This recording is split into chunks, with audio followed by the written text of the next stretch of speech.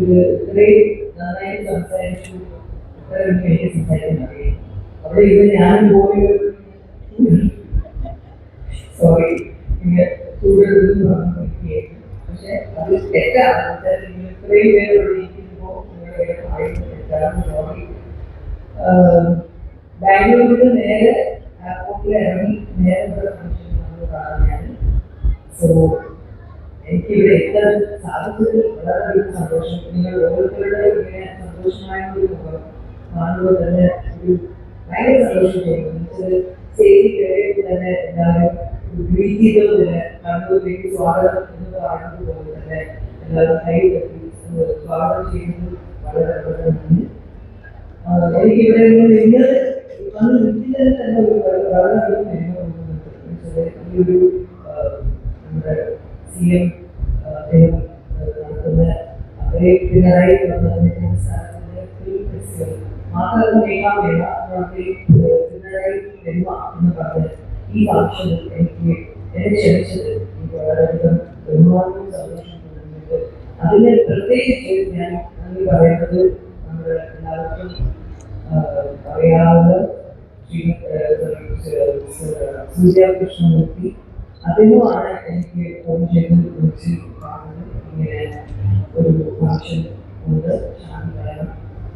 And അത് കേട്ടപ്പോൾ തന്നെ ഞാൻ ഓക്കെ എന്ന് പറഞ്ഞത് ആർട്ട് സംബന്ധിച്ച ഒരു ഫംഗ്ഷനിൽ എനിക്ക് വരാൻ സാധിക്കുന്നത് തന്നെ വലിയൊരു സന്തോഷമാണ് എനിക്ക്.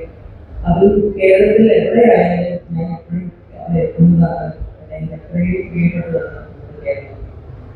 ഞാൻ ജനിച്ചു വളർന്നത് ബോംബെയാണെങ്കിലും ഞാൻ മലയാളം പഠിച്ചത് എല്ലാവരും അറിയാതെ മലയാളം പഠിച്ചത് ഇൻഡസ്ട്രി വന്നതിന് ശേഷമാണ്.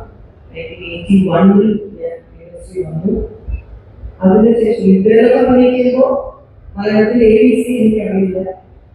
അതിനുശേഷമാണ് ഞാൻ ചിന്ത എന്ന പടത്തിൽ അഭിനയിച്ചുകൊണ്ടിരിക്കുമ്പോഴാണ് നിർബന്ധിച്ച് കവൽ എല്ലാവരും കൂടി പറഞ്ഞത്. ഈ മലയാളത്തിൽ പറഞ്ഞിരിക്കുന്ന ഭാഷയും അറിയില്ല, മനസ്സിലാക്കാൻ ആ ഒരു കോഴ്സ് ചെയ്തിട്ട് എന്നെ കൊണ്ട് മലയാളം സംസാരിപ്പിച്ചതാണ് ചിന്തിന്റെ പടത്തിൽ സെറ്റിൽ വെച്ചത്. അങ്ങനെയാണ് ഞാൻ പുറത്തെടുക്കാൻ ഒരു ധൈര്യം എനിക്ക് മലയാളം സംസാരിക്കാനുള്ള ധൈര്യം തന്നത് അവിടെയാണ്. അതിനുശേഷം ഞാൻ കേരളത്തിൽ നിന്ന് താമസിച്ചു. ഇവിടെ വന്നതിന് ശേഷം ഓരോരുത്തരായിട്ട് സംസാരിച്ച് പടത്തിൽ ആ ഡയലോഗ്സും പഠിച്ചു. അങ്ങനെയാണ് പിന്നെ എനിക്ക് അടുപ്പം വന്നത്. മലയാളം സംസാരിക്കാൻ കംഫോർട്ട് ലെവലിൽ അതിനുശേഷമാണ്. ഇപ്പോഴും ഞാൻ സംസാരിക്കുമ്പോൾ തമിഴിന് ചോദിക്കുന്നത് എനിക്കറിയാം. പക്ഷെ ഡബിങ്ങൊക്കെ ഞാൻ സ്വന്തമായിട്ട് ചെയ്തതോട് കുറെയൊക്കെ എന്നെ ഹെൽപ്പ് ചെയ്തിട്ടുണ്ടെന്നാണ് എൻ്റെ ഒരു വിശ്വാസം. എന്തായാലും എനിക്ക് ഇവിടെ ഇത്രയും നല്ല ഒരു ഓപ്പർച്യൂണിറ്റി തന്നെ എല്ലാ ഭാഗമായിട്ടുള്ളൂ.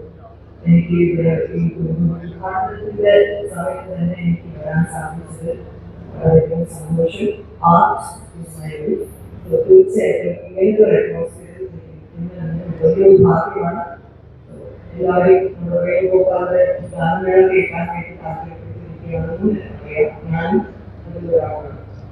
എല്ലാവർക്കും അഡ്വാൻസ് ആയിട്ട് ഹാപ്പി വിഷു.